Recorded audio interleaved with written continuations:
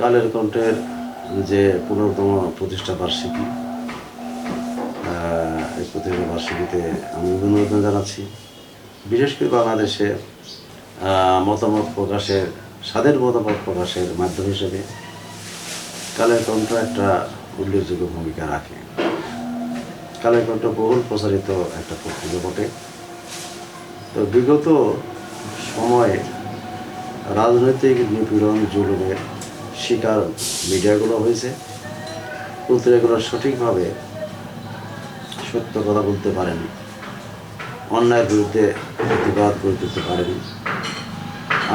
আমার প্রত্যাশা এই ২৪-এর আন্দোলনে অব্যবহিত পরে যে প্রতিষ্ঠা বার্ষিকী উদযাপিত হচ্ছে, এখন থেকে যাতে কালের কণ্ঠ স্বাধীনভাবে মত প্রকাশ করতে পারে, মত প্রকাশের স্বাধীনতা উপভোগ করতে পারে এবং জনগণের যে আন্দোলনের আকাঙ্ক্ষা, ছাত্র জনতার যে ত্যাগ এবং রক্তদান, দ্বিতীয় স্বাধীনতার যে স্পিরিট, সেটা ফুটে উঠবে, এটা আমার প্রত্যাশা।